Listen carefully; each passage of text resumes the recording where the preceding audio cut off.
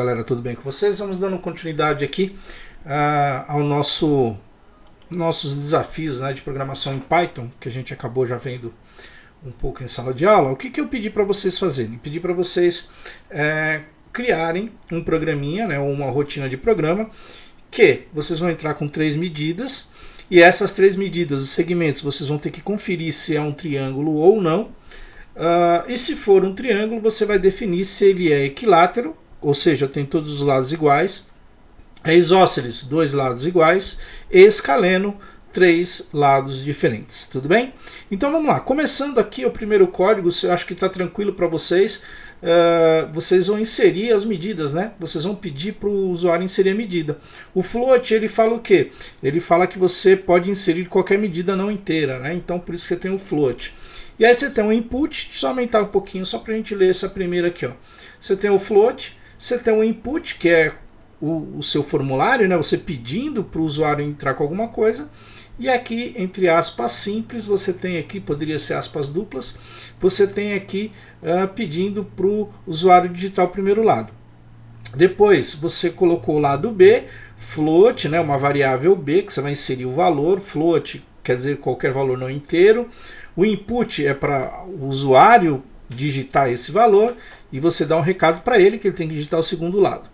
E aí você tem a variável C, que é o terceiro lado, float é o valor não inteiro, input, terceiro lado, você está pedindo input para o usuário. O usuário vai abrir um formulário para o usuário digitar esses 3 lados para você. E aí o que acaba acontecendo? Depois nós vamos essa parte do código aí, tudo bem, vocês já são feras, não tem problema algum. Aqui o que acontece? Isso nós temos nas aulas anteriores, então a gente já tem esse comando aqui bem definidos.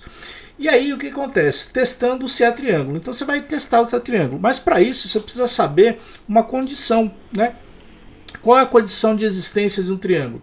Se a soma desses 2 segmentos ela não pode ser menor do que o outro segmento, tá? Então deixa eu só tirar aqui que está errado aqui essa definição.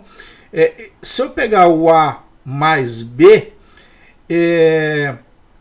ele não pode ser menor do que C. Então deixa eu só mudar aqui, tá? Então vamos aqui, não pode ser menor do que outro segmento, tá? Então a soma desses dois aí não pode ser menor que o outro segmento. O A mais B não pode ser menor que C, beleza? Ou o A mais C não vai poder ser menor que B. Ou ainda o B mais C não vai poder ser menor do que o A. Então se você juntar os 2 segmentos e o terceiro segmento ele for maior que a soma desses 2, né, a gente não vai conseguir formar um triângulo. Tá? Rogério, eu não acredito nisso. Qualquer segmento que você fizer, qualquer 3 segmentos que você unir, você vai formar um triângulo. Então vamos ver. Então aqui a gente no Colab, você sabe que aqui esse botãozinho aqui é responsável para rodar o programa. Então vamos digitar um valor 4 do primeiro lado, 5 do segundo lado, e eu vou digitar um terceiro lado. E esse terceiro lado eu vou digitar ele sendo maior do que esses 2 lados aí. Por exemplo, eu vou digitar com 10, né? Porque 4 mais 5, 9. E eu vou digitar 10. Não é um triângulo. Por quê? Porque a soma desses 2 lados não pode ser menor do que esse outro, do que esse lado aqui, do que esse outro lado. Então, e o outro, Rogério, pode ser também. Então ele vai ter as 3 configurações. A soma de 2 lados não pode ser menor do que o valor do outro lado, né, do terceiro lado em questão. Como nós vimos aqui, ó, se eu digitar 4 e 5, somar os 2 dá 9. 9 é menor do que os 2 lados, do que o outro lado. O que a medida do outro lado que eu coloquei é 10. Então ele exibiu aqui que não é um triângulo. Beleza? E aí, beleza.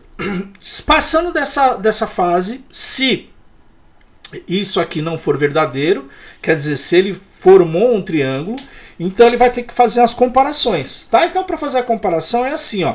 Eu não posso falar que A é igual a B, né? Porque eu estou igualando, eu estou falando ó, que A é igual a B. Não, eu tenho que comparar, ó. Dá uma olhada, vê se o A é igual a B, se é melhor, se é maior.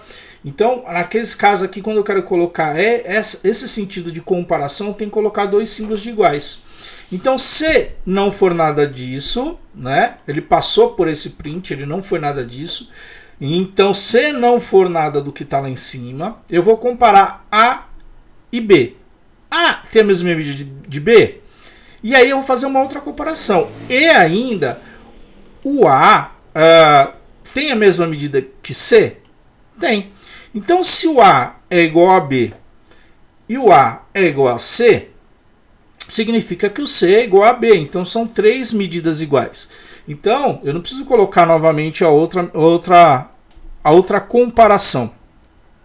Então, vai printar que ele é equilátero. Beleza?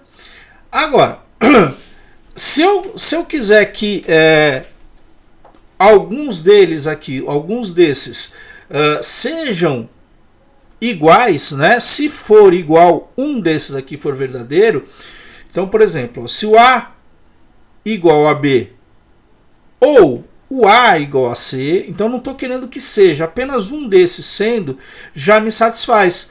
Por quê? Se o B for igual a C, a medida do segmento B é igual à medida do segmento C. Então são dois lados que me interessam. Se dois lados forem iguais, eu tenho já um triângulo isósceles, beleza? Se não forem iguais, eles são triângulos, mas eles não são iguais. Então, é o seu último, né? Então o que ele vai fazer? Ele vai printar que é um triângulo escaleno. Vamos testar novamente aqui, ó. Vamos ver aqui. Então eu vou colocar algumas medidas que a gente sabe que tem um triângulo de três lados diferentes. 3, 4 e 5. Ele é escaleno. Beleza? A soma desses dois lados é maior do que esse, né? Então, portanto, não é menor. É um triângulo. E se a gente verificar o primeiro lado é diferente do segundo lado, que é diferente do terceiro lado. Vamos tentar um isósceles? Então vou digitar 4, 4 e 6. Ele é isósceles, porque este lado é igual a esse e o outro sendo diferente não tem problema. Tudo bem, galerinha? Tranquilos? Vamos testar aí com todos os lados iguais. 9, 9 e 9. Então esse triângulo é um triângulo equilátero porque tem todos os lados iguais. Beleza? Tendo dúvidas assim, pergunte ao professor Rogério Joaquim. Um abraço, te vejo na aula.